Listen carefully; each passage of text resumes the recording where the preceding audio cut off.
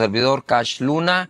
Te recuerdo suscribirte al canal, poner la campanita para que las notificaciones te lleguen a tiempo. Siempre tenemos un día y una hora en la que lanzamos cada episodio. Y déjanos tus comentarios, eso nos ayuda a seguirte edificando y que seamos de utilidad a tu vida. Hoy tengo aquí en el estudio a Efraín Ruiz. Bienvenido, Efraín Ruiz, empresario y pastor, Ciudad de México. ¿Cómo Sí. están los tacos por allá? Yo siempre he dicho, pastor, que por más que nos quieren a veces llegar a los tacos de Ciudad de México, no hay otros Cálmate. como los de ahí. Cálmate, bájale 3 rayas, cálmate. Pero contento. Saludos a todo México, México lindo y querido también. Sí, muy contento de estar aquí, pastor, y siempre que uno viene a Guatemala, yo siempre he dicho que tengo un dilema con mi esposa, porque yo he dicho que Espérate, uno de tantos. debes sentirte afortunado y dichoso. Creo que esta es como mi segunda casa, ¿no? Sí, claro, es tu segunda casa. Y sí, así lo vemos, es como segunda casa. Llegar a Guatemala siempre es una bendición, y más estando aquí con usted. Es un gusto. Efraín, ¿nos podés decir tu nombre, el nombre de tu esposa, tu edad y tus hijos? Efraín Ruiz, junto con mi esposa, Michelle Ruiz, tenemos 3 pequeños. 2 nació en el mismo año y no son gemelos.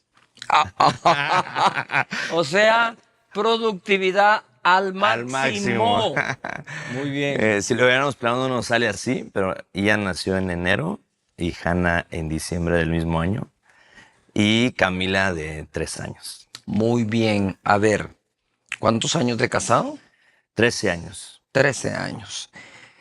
Quiero, antes que, pues, bueno, la conversación va a agarrar el rumbo que ella debe tener, pero Ian, tu hijo, ¿verdad? Sufrió de una enfermedad severa y viviste el milagro. ¿Puedes darnos ese testimonio brevemente? Porque creo que es muy edificante para todos los que están conectados. Claro que sí, pastor, y de hecho yo la estaba reservando justamente en el momento de compartirlo, y bueno, creo que es aquí. Lo sabemos nuestra familia, obviamente usted y su familia. Ian fue detectado de epilepsia. Al principio fuera por fiebre y después ya fue epilepsia genética, es decir, iba a estar para siempre en su vida.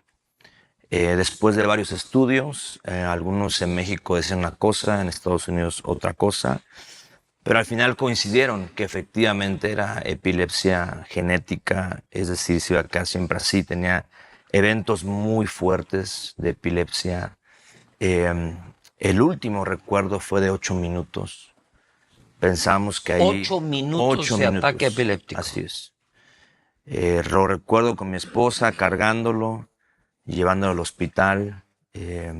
Llegando al hospital seguía con la epilepsia, no paraba. Estaba dejando de respirar, se estaba ahogando ya, estaba casi morado. Yo creo que ahí Dios nos llevó al límite de lo que estaba pasando él y de la confianza que hay que tener en él. Creímos en un milagro con él. Desde los 2 años le pasa esto. Y de manera de verdad milagrosa, los doctores no pueden creer lo que le sucedió. Y cuento algo que yo veía en él. Yo le dije un día a mi esposa, yo lo veo diferente. Me recuerdo cuando me lo acuerdan? contaste, sí. Porque yo dormí durante un año por un proceso que vi, que usted sabe, estuve con mis hijos al 100% y yo velaba por en las noches. Entonces un papá nada más sabe lo difícil que es estar ahí con su niño, esperando a que no le pase algo. Yo veía cómo tenía esos eventos en su cabecita, pero de repente yo empecé a ver algo diferente. Y ahí le dije a Michelle, Dios ya lo sanó. Lo creí, pasó meses todavía, le hicieron estudios y apenas recientemente fuimos al último estudio porque la doctora no podía creer. Número 1, que las frecuencias en su cerebro antes estaban así. Por eso es que le daban esos eventos de epilepsia. Estaban normales. Pero lo que más le sorprendió y que me lo dijo con lágrimas, dice, mira, Efren, tengo que registrar que hay un error, porque así lo tenemos que registrar médicamente. Pero no puedo creer que su genética haya cambiado. Y llorando me dice, todo lo recuerdo y me da escalofríos, me dice. La doctora llorando. Llorando. Muy sensible. Me dice, yo voy a registrar que es un error, pero este es un milagro.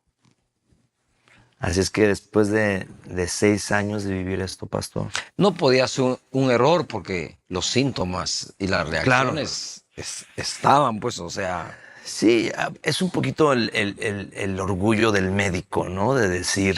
No, quizá, tal vez no tanto, no sé, tal orgullo del médico como la conceptualización de la ciencia, ¿no? Exacto. Ahí. Claro, ¿verdad? Sí, como decir, la ciencia no puede fallar, ¿no? Porque le hicieron 2 estudios de lo mismo para decir, es que no puede ser, o sea, ¿cómo que su genética cambió? Es imposible. Sí. O sea, era un choque, ¿no? Para ellos. Y no más ataques epilépticos. No más. Se acabaron.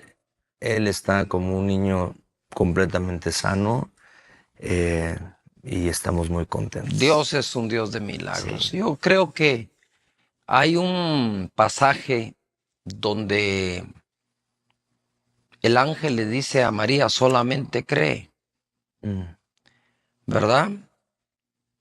Pero a Josué le dijeron, solamente esfuérzate.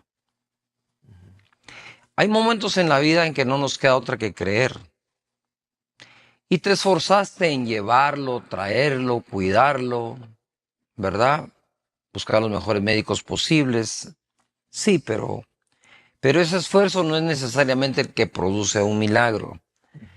Sí produce un milagro la consistencia, la insistencia, la perseverancia, el no dejar de caer, de creer, el no dudar con incredulidad, al considerar el cuerpo enfermo igual que Abraham no dudó al considerar su cuerpo, no dejó de considerarlo, pero no por lo que sabía de su cuerpo, entró en una duda y en una debilidad de fe, sino se fortaleció, dice, dándole gloria a Dios. Entonces tenemos ese gran milagro. Yo pienso que en la vida hay momentos en que sí necesitamos un milagro donde solamente podemos creer, pero quizás sea ni el 1% de nuestra vida. Es muy probable que mucho del tiempo de la vida lo que necesitamos es sabiduría para vivir. Claro. Por ejemplo, una toma de decisiones no es un milagro. Y pasando al tema ese, en esta vida que tenés, en esta transición, en tus estudios universitarios y demás, ¿cuáles han sido las decisiones más difíciles? Las que, a ver, hay decisiones difíciles de encontrarlas, ¿verdad? Aunque yo creo que entre más grande el problema, la mente de uno debería relajarse para que aparezca la solución más sencilla, ¿verdad? Pero hay otras que son sencillas las soluciones, pero difíciles de ejecutarlas. Es decir, esta es la decisión, está fácil, pero me cuesta tomarla. ¿Te identificas con alguna decisión de esas? Sí, yo creo que se viene a la mente un par de ellas. Pero la primera es, usted lo sabe, yo tuve la oportunidad de estar trabajando en el gobierno en mi país y fui escalando hasta que llegué a una muy buena posición. Incluso en ese momento yo ya me veía solamente estando ahí porque vas avanzando muy bien. Y recuerdo que al mismo tiempo la iglesia estaba creciendo muy fuerte. ¿Qué pastoreaban tus padres? Mis padres pastoreaban, yo estaba de pastor de jóvenes.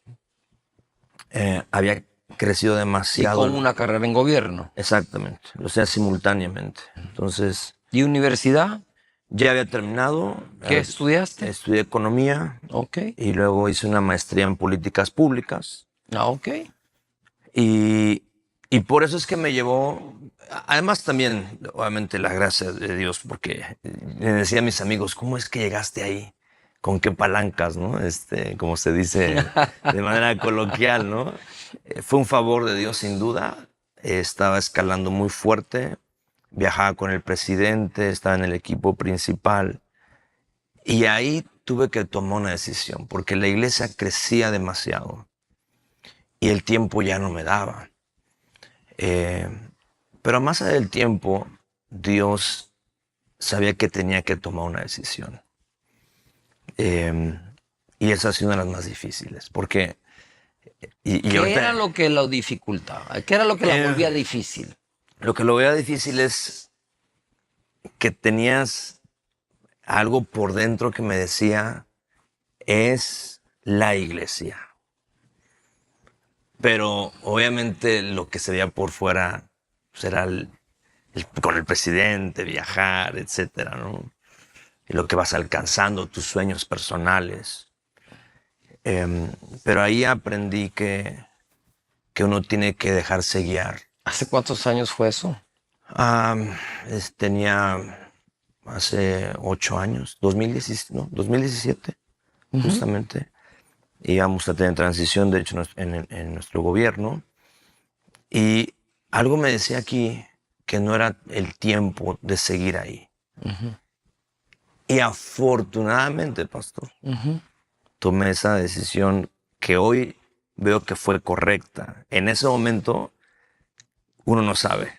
Y creo que ahí es donde usted nos puede ayudar un poquito en esos momentos donde dices sí y no. Y tienes que elegir una. Entonces, elijo renunciar. Todavía me acuerdo cuando le dije a mi jefe, que era el ministro de Economía del país. Y me dice, a ver, Efraín, es una locura. ¿Por qué lo vas a hacer? Yo le trataba de explicar el modelo de la iglesia, lo que implicaba. Y me acuerdo que me dijo, pues pon a un gerente en la iglesia. Es más, si quieres me dijo, si quieres yo te lo pago, ¿no? Le dije, no, es que eso no es una gerencia. Y le dije, es un llamado. Le dije, y tengo el llamado. Así es que tomo la decisión de renunciar, dejo todo. ¿Y quién iba a saber más que Dios que después mis padres, casi fue simultáneo, que nos dan la estafeta de la iglesia? Y fue impresionante lo que vivimos. ¿Qué edad tenías? 32, 33 años. Mi esposa mucho más joven, mi esposa tenía 26 años. Así es que esas han sido las decisiones más difíciles. ¿Qué lo dificult? ¿Qué lo volvía difícil? Pues el saber que tenías todo, digamos, una vida profesional segura, ¿no? Claro. Y decir acá, aunque va muy bien, Sí. además Yo me creo que... recuerdo. Sí, sí, sí. Yo me recuerdo que estábamos en una taquería con tu papi. Tú me Sí. estabas contando, más chavo todavía, Sí, sí. me estabas contando tu sueño de una carrera política, de todo lo No, demás. eso fue antes, sí, ¿cómo no? ¿Qué ¿Cómo no? taquería fue esa? Fue la de El Charco de las Ranas. En el charco de las creo que estábamos. ¿Seguro Sí. esa fue? Sí, sí, sí, ahí Me estábamos. recuerdo muy bien. Yo decía, este chavito está menos loco, pero bueno, si esa es su inclinación y pues todas las carreras son buenas si se saben llevar con sabiduría Ujú. y con propósito correcto, ¿no? Pero después de pronto, así de la nada, que tu papá viene y le dice, aquí le entrego a mi hijo, él es el Así que es. sigue. Le digo, ¿y qué onda? ¿Qué pasó aquí? Así es, y fue, la verdad es que algo que hoy puedo ver el fruto. Sí, yo pienso que si estás pasando en casa, si estás pasando por esos momentos, esa encrucijada entre tomo la decisión A, la decisión B, no es fácil, aunque era sencillo. Renuncio aquí, agarro acá, o sea, eso no es complicado. O sea, Ujú. renuncio y nos vemos, a partir de tal día ya no me miran y ahora vengo acá y pues le echo ganas y hacerlo bien hecho, pero creo yo que debemos de buscar esos filtros, ¿no? Que nos ayudan a tomar las decisiones. Tomamos decisiones desde que nos levantamos. Suena el despertador y tomo la decisión de apagarlo y quedarme más en la cama. O tomo la decisión de comprometerme con lo que yo dije. Por eso puse la hora del despertador. Me comprometo con esa hora, me levanto, ¿verdad? No a la carrera, hago una mañana despacio para poder trabajar conmigo mismo, etcétera. Y entonces tomo la decisión y toma la decisión de si te bañas a esa hora, si te bañas después del ejercicio, toma la decisión si qué ropa te vas a poner, qué vas a hacer en las primeras horas, si te comprometiste con una agenda hay que cumplirla. O sea, la toma de decisiones es constante. A toda hora, todo el día estamos tomando decisiones. Y el cerebro está tratando de agarrar toda la información posible para tomar la mejor decisión. Y por eso es que aparecen los temores y los miedos, porque nuestro cerebro, como lo he dicho en muchísimos podcasts, está puesto en nosotros para cumplir su función de hacernos sobrevivir. Entonces, en ese momento que estabas tomando la decisión es lo que dijiste, aquí tengo una carrera, un salario, va seguro, va creciendo y aquí, pues sí, la iglesia, mis padres, pero ¿y qué será de mí? Entonces el cerebro empieza a decir, suelto lo seguro, paríse lo inseguro, no este chato, le tengo que convencer que no lo haga, porque si lo hace, estoy viendo que no sé si sobrevive. Para él esa decisión o una decisión de camino en la cuerda floja atravesando el Niágara, para el cerebro es lo mismo, tengo que protegerlo. Para él caerse de ese cable ahí arriba es lo mismo que dar un salto a esa decisión, a esa transición y no saber qué va a pasar. O sea, el cerebro no entiende de eso, él solo dice, lo debo proteger. Exacto. Por eso es que el manejo del miedo es sumamente importante, porque el miedo es algo natural, inherente al ser humano desde que tiene cerebro. Si no lo tenés, entonces no va a haber miedo. Mientras lo tengas, va a aparecer el miedo, ¿verdad? Y eso conforme vamos aprendiendo, tomando decisiones o las experiencias que tuvimos de estar tomando decisiones, incluso algunas equivocadas, y por eso es importante la sabiduría, porque entre más decisiones equivocadas tomo y más voy dejando un bagaje que me hace daño, menos va a querer el cerebro dejarte tomar una decisión de riesgo. Sí. ¿Verdad? Ahí, pastor, yo creo que algo que sí me gustaría saber es, porque creo que muchos nos enfrentamos a eso y el ser humano se enfrenta constantemente a ese tipo de decisiones. ¿Qué pasa cuando tú has construido algo? Sí. En este caso, una carrera, un perfil, una posición, y tienes que tomar una decisión por algo que también es bueno. Y lo otro que construiste para que no se caiga o se mantenga y simplemente no se pierda, porque creo que eso es lo que a veces, como dice el cerebro, te dice, vas a elegir esto, pero vas a perder todo eso. Y ahí qué pasa, ¿no? Creo que es algo interesante que yo le puedo ahorita lo que yo viví años después, pero en ese momento yo sentí que había perdido todo lo que habías construido por años. Sí, claro. Por ejemplo, en las escrituras vamos a encontrar ese tipo de decisiones, ¿no?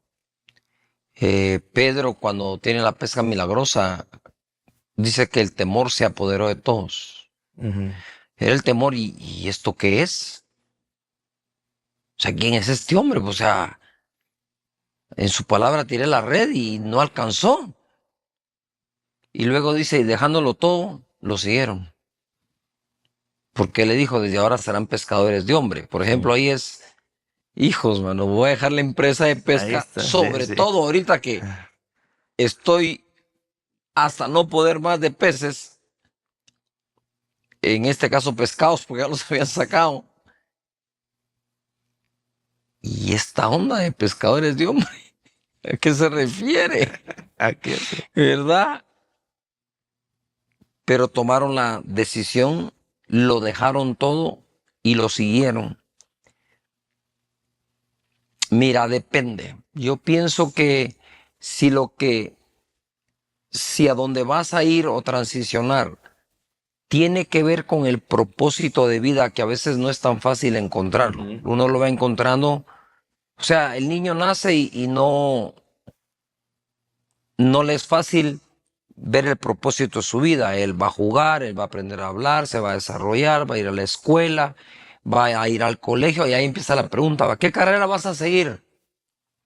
Ahí empieza a aparecer un poco propósito. Y ahí entonces viene la gente y dice, bueno, yo en la escuela me fue bien en matemáticas, muy bien en física. Yo pienso que una ingeniería no me caería mal. Él no está pensando, wow, quiero ser médico, mi propósito está en la medicina, porque los talentos que vamos desarrollando nos van impulsando hacia algo. Entonces es como que más fácil acomodarme ahí y encontrarle el propósito ahí. Pero a veces ya acomodados en algo, vamos descubriendo esa semillita adentro que Dios pone que no es por ahí. Y entonces esa decisión es más difícil todavía. Ahora, cuando lo que se hace es una transición de A a B, pero ambos tienen que ver con el propósito de tu vida, no se hace tan difícil. Entonces, para no perder lo que has construido, primero habría que haberlo construido sólido, con buenos fundamentos, con un buen diseño, con un buen equipo de personas bien capacitadas o capacitarlos bien, con una visión determinada, clara, concisa, bien definida, ¿verdad? Con metas también alcanzar. Entonces, es más fácil hacer la transición porque tú sabes que vas a ser como un director de orquesta, que con dirigir va a ir bien mientras haces tu otro emprendimiento o lo que crees que es tu inclinación, propósito, vocación, llamado. ¿Verdad? Exacto. Sí. Yo pienso que esa es una de las maneras de hacerlo. Yo soy una persona que a mí me cuesta transicionar si aquello que he estado haciendo no lo tengo bien afinado, ¿verdad? O puedo estar afinando una y construyendo la otra al mismo tiempo ahí. Pues digamos que tengo un poco de capacidad para hacer eso, pero creo que ha sido porque mi mamá desde niño me decía que era yo 7 oficios, 14 necesidades. Siempre he hecho más de una cosa a la vez. Pero ella como que me lo bromeaba y me enseñaba a escoger dos o tres. Dos o tres. Claro. Sí. Sí, para hacerlas bien hechas. Sí. Y ya cuando vas a meter una que no la vas a hacer bien hecha por las que estás haciendo, y encima de eso vas a descuidar las que estabas haciendo y que terminen mal, ahí hay que parar. Ahí la sabiduría te dice, hey, ¿para dónde vas? Sí, que ahí yo veo, pastor, que es el error creo que veo hoy constantemente y más, no sé si más, pero se puede notar más en las nuevas generaciones que cambian muy rápido, ¿no? Estoy en algo y de repente quiero hacer otra cosa y luego quiero hacer otra cosa y luego quiero hacer otra cosa. Yo lo que les recomiendo siempre es, tienes que tomar un buen tiempo para saber, para construir una base, porque no puedes estar siempre saltando, ¿no? Sobre todo si son cosas diferentes, ¿no? Es Exacto. como que ya me quité las ganas de esto, ahora paso a esto, ahora brinco para lo otro, regreso aquí, voy allá, y nada de eso crece. Sí, pasan los años y al final dices, oye, todo esto que llevo de mi vida y realmente que he construido, como usted decía, de manera sólida Sí. En mi vida. Y creo que es algo donde justamente falta esa sabiduría a, a las nuevas generaciones, a los que quieren emprender. Hoy se habla mucho. Pero, a ver, tal vez estamos hablando de las nuevas generaciones porque tal vez tenemos acceso a más conocimiento de comportamiento y lo miras en redes y las comunicaciones, etcétera. Pero la verdad es que toda la vida ha sido así. Exacto, sí, a cualquier. Toda la Sí. vida ha habido gente que brinca por todos lados. Digamos, cree que es bueno para todo porque ha hecho un poquito de todo, ¿verdad? Pero no es así. No es así. Entonces yo creo que eso tiene que ver mucho con la educación que uno recibe en el hogar, ¿verdad? No lo enfocaron a uno. Y lo otro es, concentrarte en una sola cosa cansa más a tu cerebro que distraerte en 100. Porque como de nuevo, fue hecho para nuestra sobrevivencia, es como un pequeño guardaespaldas. Está viendo todo, pero enfocado en nada.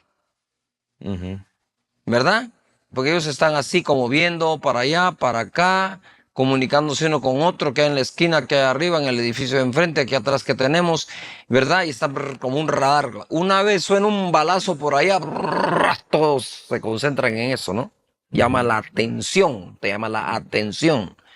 Entonces, yo pienso que la orientación es importante. Yo, por ejemplo, cuando mi papá fue arquitecto, no viví con él, pero tenía como que desarrollada una habilidad de dibujar porque mi mamá me compraba eh, los cómics de ese entonces, de la era de del original, de los originales cómics, para que yo pintara y dibujara. Entonces yo me ponía a dibujar, ¿verdad? A los caracteres de aquel entonces. Y muy bien. Al inicio los hacía así pasando, ¿no? Ponía el papel encima del dibujo y encima lo dibujaba y salía. Pero después ya, como decimos, al pulso, ¿no? Lo miraba y lo iba dibujando y bien. Y entonces, como que esa onda de que mi papá era arquitecto, había algo en mí que quería irse para allá, ¿no? Como si llego a ser arquitecto, como que genero un vínculo no existente al final de cuentas con mi papá. Sin embargo, cuando me hicieron los exámenes de aptitud para ver qué carrera seguir, fui a la universidad, hice los exámenes y me pasó lo peor, creo yo, que a una persona con aptitudes le puede ocurrir. Y la carta decía, bueno, Carlos Enrique Luna Lam, a mi mamá dirigida, puede escoger cualquier carrera, incluyendo el sacerdocio. Wow. Entonces dije yo, ay, ¿por qué no me dijeron doctor? Y ya, no tengo que pensar nada más. Porque cuando tenés esa diversidad de opciones, pues, ¿y ahora cuál agarro? Y ahí entonces caigo yo en algo.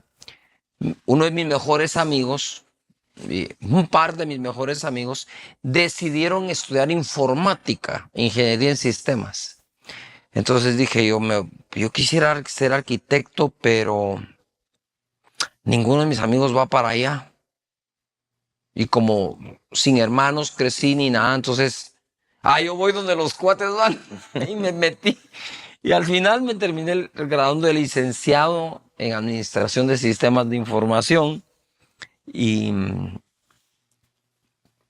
Pero siempre con aquel deseo. Yo no sé si cuando le dije que sí a Dios a pastorear, predicar, etcétera, me concedió ese deseo desde niño de construir, porque terminé codiseñando edificios, eh, decorándolos, ¿verdad?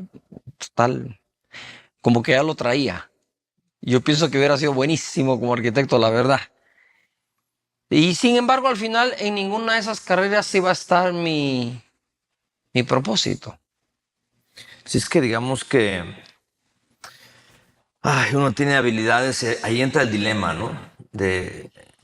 Tengo esto, soy bueno para aquello, pero sí creo también, pastor, lo que usted está diciendo, que sí llega un momento donde debes de enfocarte, ¿no?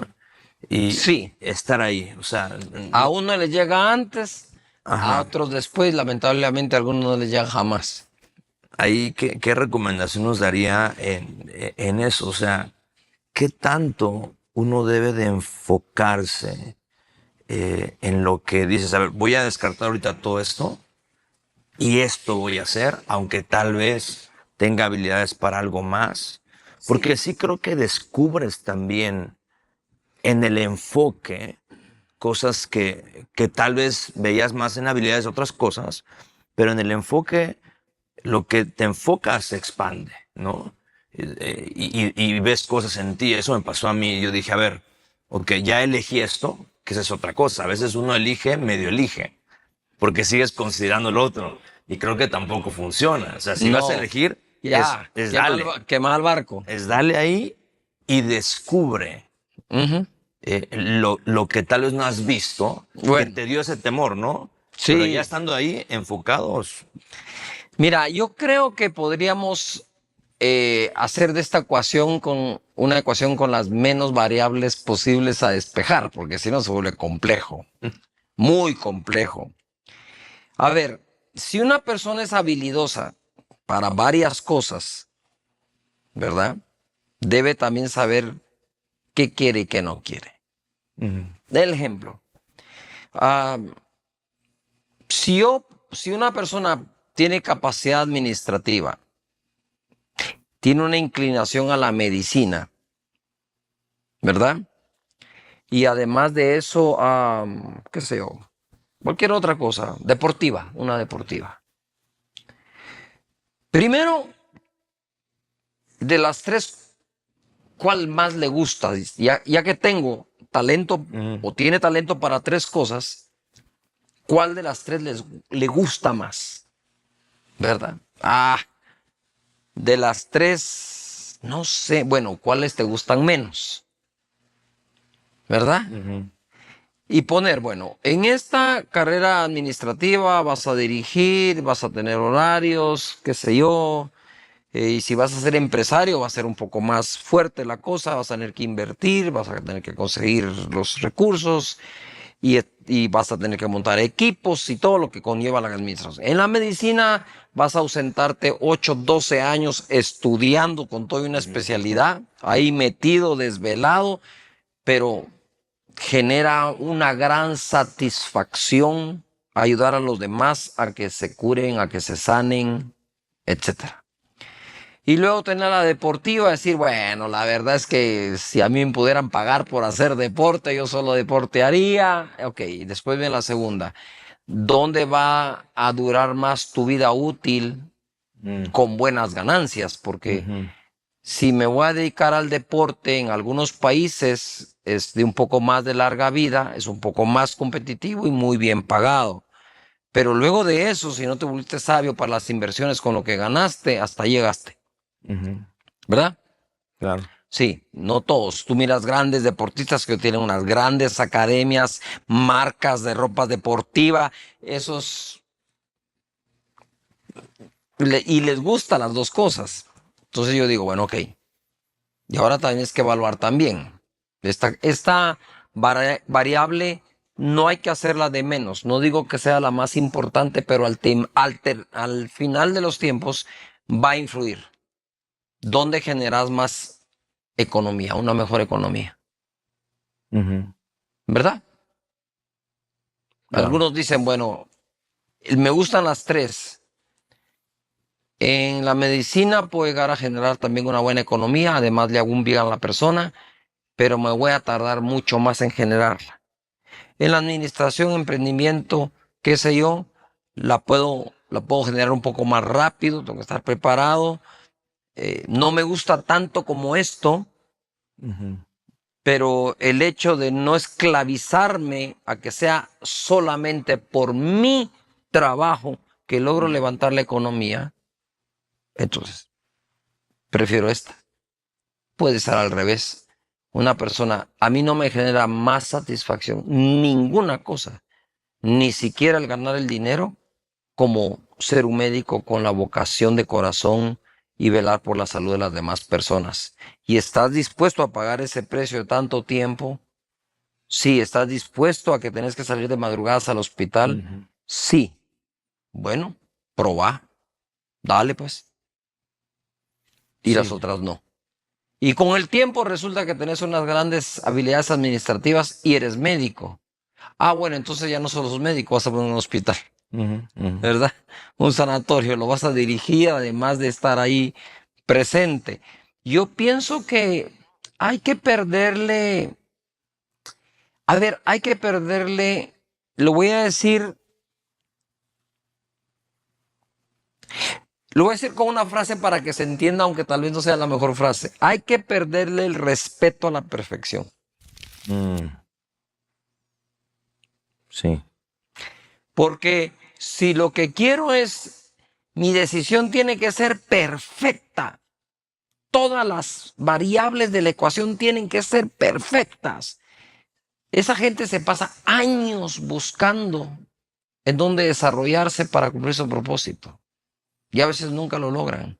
Sí, quedan frustrados. Sí, entonces cuando digo, obviamente la perfección se respeta, pero a lo que me refiero al perderle el respeto a la perfección es perderle el respeto un poco a que todo tiene que salir tan bien, porque si no sale tan bien estoy mal. ¿Verdad? Y entonces ahí ya se empieza uno a poner cargas en la vida demasiado pesadas para llevar. Entonces yo daría ese consejo. ¿Qué aptitudes tienes? ¿Qué vocación tienes? ¿A qué te inclinas naturalmente? Y además de eso, ¿dónde puedes desarrollar mejor economía? Y de esas variables, tú escoges cómo armar tu ecuación, ¿verdad? Claro. Uno dirá, me voy por lo que más me apasiona, aunque no gane nada. Bueno, acostúmbrate. El otro dice, no, aquí tengo aptitud, pero además gano más. Bueno, dale. Eso ya es una elección muy personal. Sí, ahora... Y ninguna de ellas es mala. Es justamente ni perfecta. Eso. Yo creo que eso es algo que lo atesoro, porque eso nos quita un peso. Es más fácil tomar una decisión así. Sí, claro, porque dices, es que si tiene que ser perfecta y si me equivoco, pero como dice, ok, voy a dejar un poquito la perfección, voy a dejar un poquito el que si es mala porque también ahí entra la parte bíblica y creo que conversar con ustedes esto se vuelve muy enriquecedor porque hablamos, digamos, de la parte de inteligencia, de sabiduría, pero también creo que está la parte pastoral, ¿no? La parte de Dios. O sea, sí se vuelve un ingrediente clave en la decisión que hayas tomado. No sé qué opine, pastor, cuando tú sabes que Dios está de por medio, que Dios... Es que, muchos dicen eso, es que tal vez la decisión es mala, pero yo sí he visto que el respaldo de Él, y yo recuerdo una frase que usted siempre menciona, si tú vas conmigo, es suficiente. Y creo que en la decisión que alguien tome, es fundamental saber eso, que Dios está ahí. Sí, eso sería como el temor de Dios, que es el semáforo, ¿no? El que me da luz verde para seguir en la decisión, el que me pone amarillo y me dice ahí, dale, pero precavido porque en cualquier momento se pone rojo, ¿verdad? Y la roja cuando dice,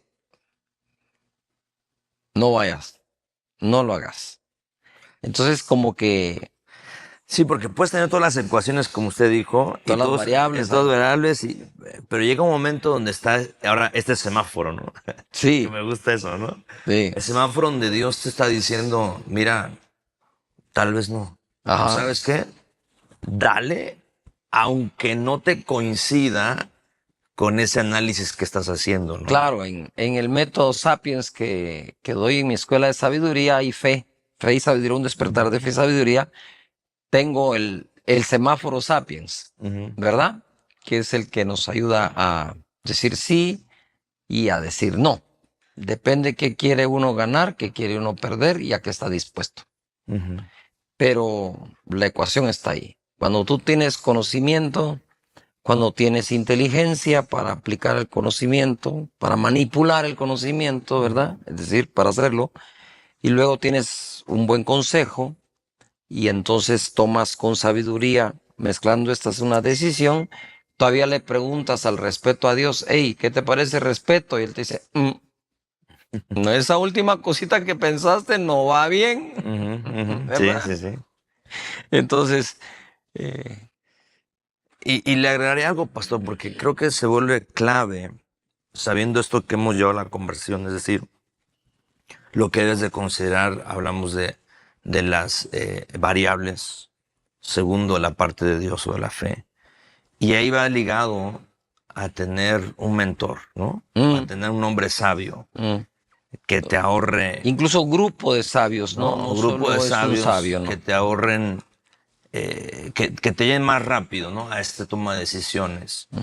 Para mí ha sido fundamental el poder contar con eso, porque dices, le voy a preguntar a quien ya recorrió, ya caminó por ahí, ya entendió esto de decir, no voy a ser tan perfecto. Sí. Ya entendió esto de que, entonces, qué tan importante se vuelve ese grupo de sabios tener en tu vida a esto que estamos hablando de la toma de decisiones.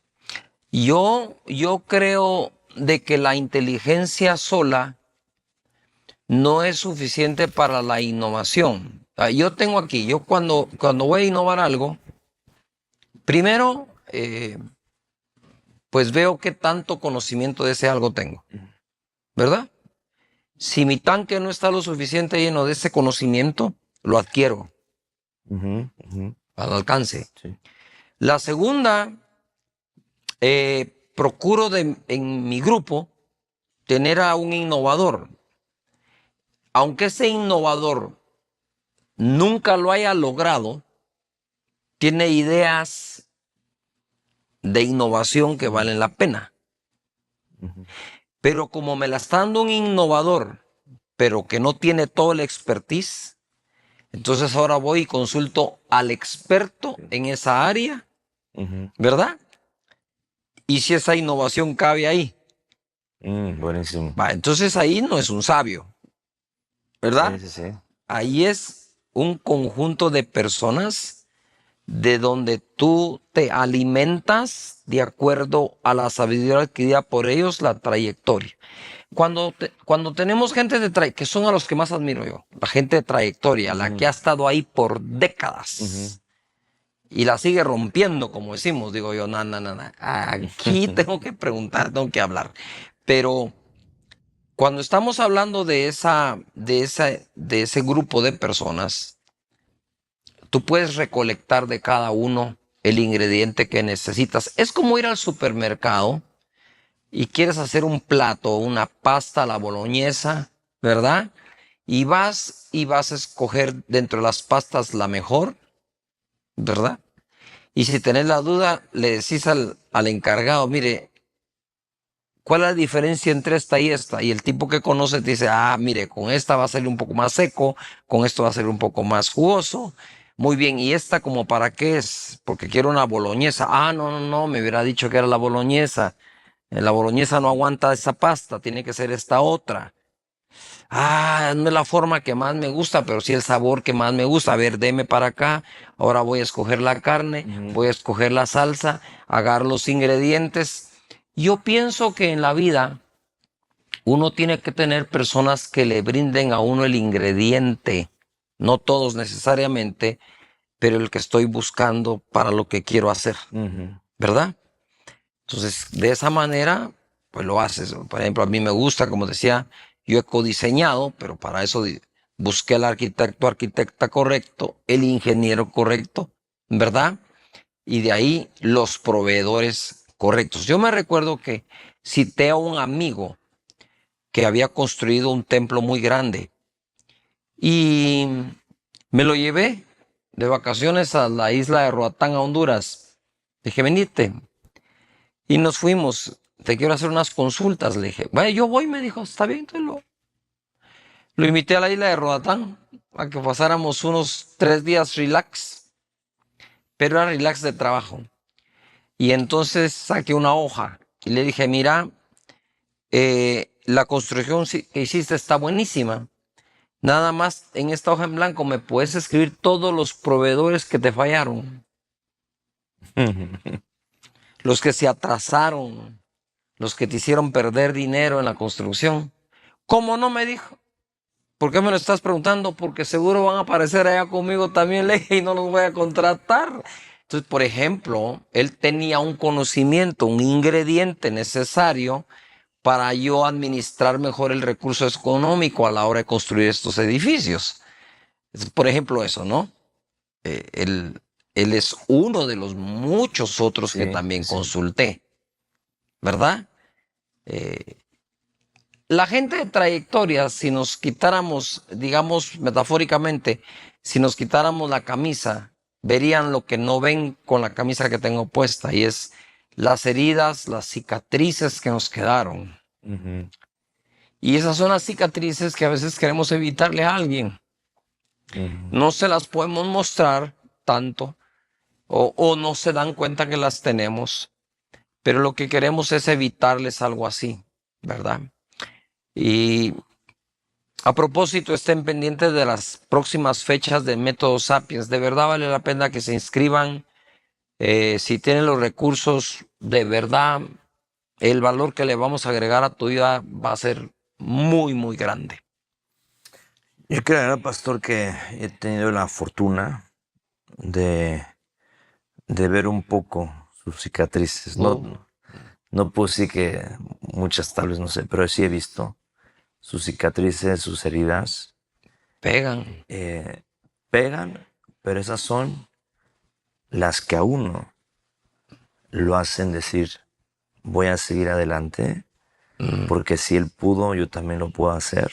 Sí. Yo creo que una vez que vine a verlo desde México después de la pandemia.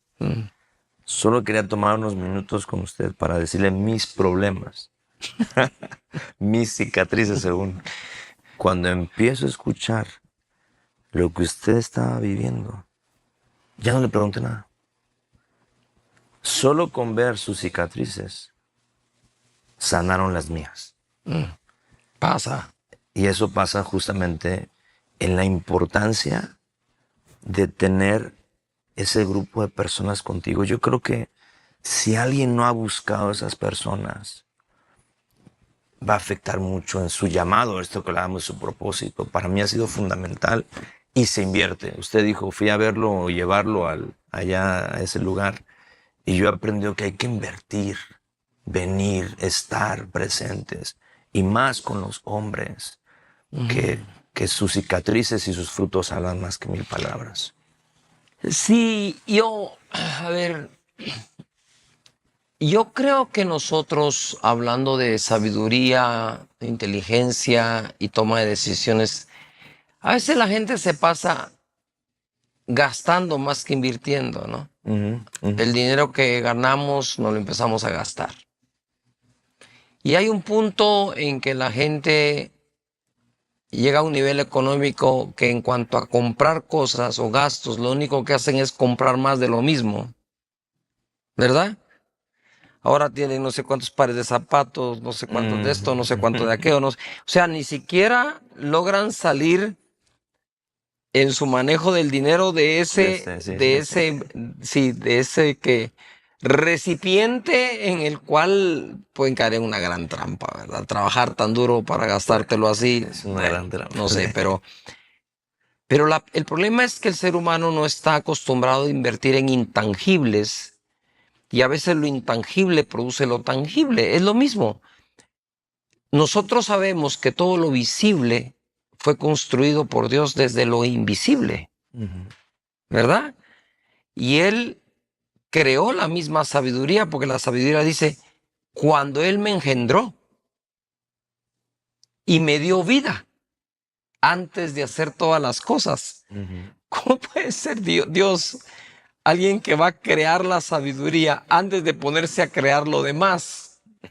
Nosotros nos ponemos a invertir y gastar en lo demás y por último andamos buscando la sabiduría y la andamos buscando como de gratis por todos lados, cuando es de las cosas más preciosas y valiosas que existen. Sobre todas las cosas adquiere sabiduría, ¿verdad? Y las 3 maneras es pedirla a Dios con fe, cómprala y no la vendas, dice la Escritura, y también caminando con sabios. Hay una cuarta que no camina tan mal, camina muy bien, y es la observación. Observa, mira a la hormiga y sé sabio. Entonces hay una cuarta forma de adquirir sabiduría que es por medio de la observación. Lo que quiero decir es, a veces hemos incluso invertido tanto en adquirir un conocimiento, pero luego no sabemos ni cómo salir adelante. Y nuestra mente nos juega ese jueguito por las cantidades de pensamientos que existen alrededor del mundo. No, eso no. Eso no, ahí no hay que, en eso no se invierte. Mejor se invierte en tal cosa. Digo, ok, pero antes de invertir en un edificio, Tenés que invertir en lo intangible, que son los planos, los dibujos, las medidas. Y así es todo en la vida. Hace poco estaba hablando con mis hijos y les dije, ¿leyeron el libro que les regalé? ¿Cuál? Ayúdenme, soy padre, de un escritor español. Porque ese fue el libro que leímos. O sea, invertimos y compramos un libro para adquirir conocimiento y sabiduría para educar a nuestros hijos. Cuando apliqué 2 o 3 consejos de esos que compré, que los compré en un libro, wow, dije, esta onda funciona. Sí. Consejos como este, consecuencias naturales y lógicas en la disciplina de un hijo. Solo por darte una. No es lógico que le digas al hijo, si no comes, te vas a tu cuarto y te encierras. Porque ¿qué lógica tiene encerrarme por no comer? Lo que sí tiene lógica es si no comes, no tienes postre. Eso es lógico. Y él lo asocia, ¿verdad? Un premio, algo gratificante de comida, si me alimento bien. Ok, perfecto. Consecuencias naturales, bájate de la silla, no se baja la silla y de esa silla para abajo no le va a pasar nada. Tenés que tomar la decisión. Déjalo, si se cae le va a doler, cuando duela va a llorar, cuando llora va a venir a tus brazos y ahí le vas a decir, tenía razón papi. Y él te dice, sí, y pum, aprende.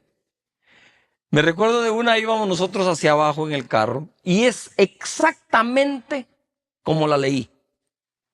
Y los niños atrás venían gritando y eso. Para el carro.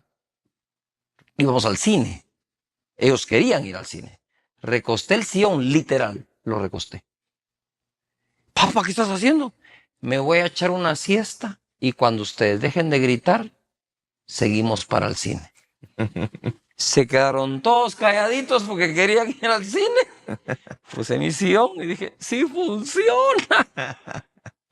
Entonces, desde pequeñas hasta grandes inversiones, Claro, sí. buscando ser sabios, buscando accesar un grupo de gente sabia, experta, vale la pena, ¿verdad? Sí. Tremendo podcast el que hemos tenido acá de decisiones. Así es. ¿Qué afectan nuestras decisiones? ¿Cómo saber o cómo hacer cuando transiciono si lo que construí un día